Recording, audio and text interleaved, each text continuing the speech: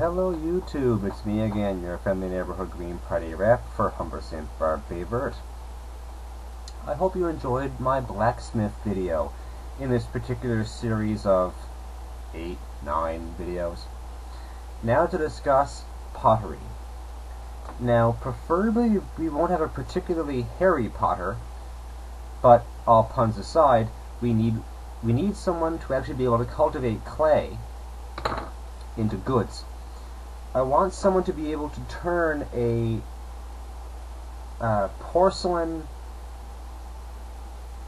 block of porcelain clay, the white grainy material, into the stuff.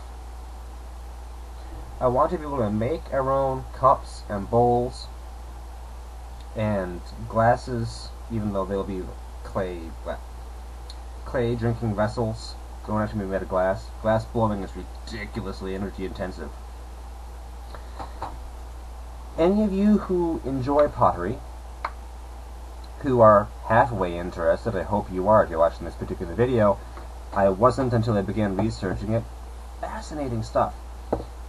I recommend you research a artisan by the name of Leach on YouTube. I forgot his first name now, but if you look up Leach Pottery, his first initial is S, I'm pretty sure. Stephen Leach or something like that. Amazing guy. Funny as hell, and amazing talent. What an artisan. He inspired me to how easy it is to create everything you need as long as you have the practice and the willpower.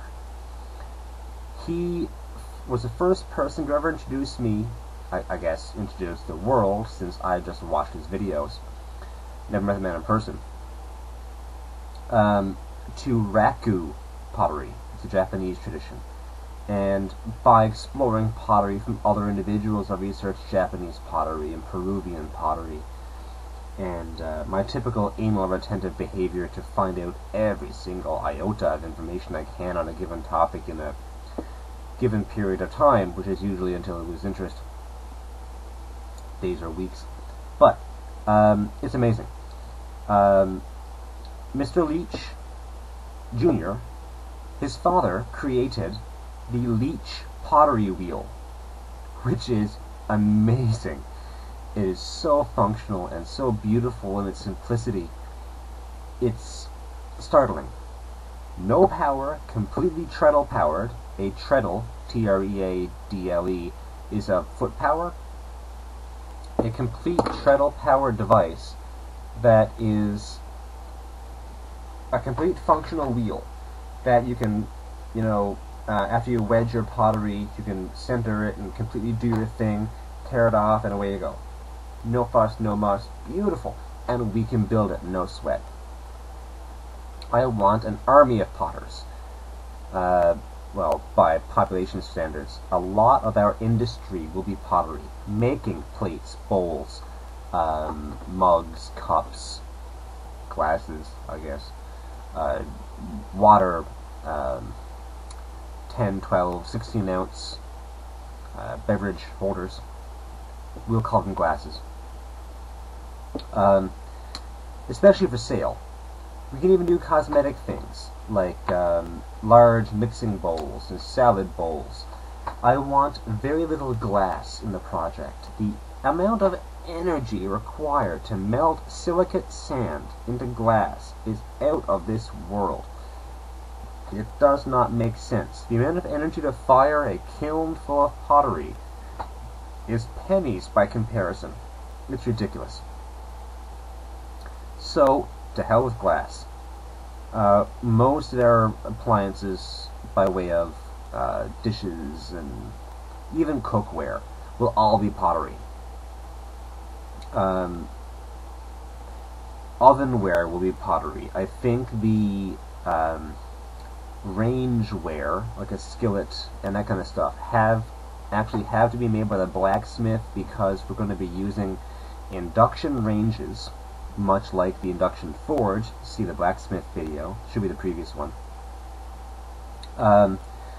Induction ranges can produce current in cookware without actually producing heat in a strict matter of speaking, and cook very, very, very efficiently. A lot of the professional restaurants use induction ranges.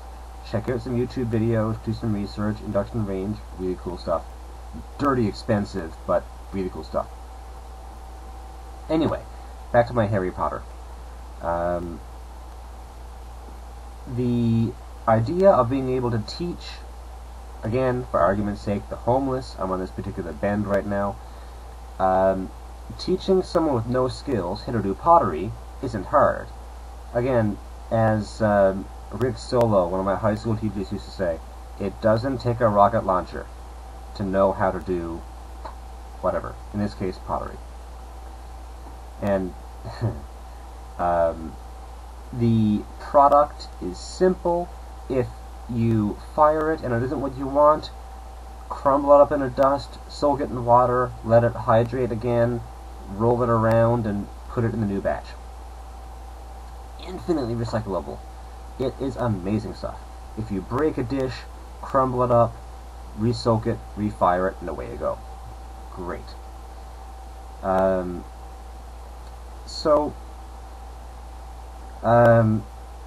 Again, I implore you, do some research.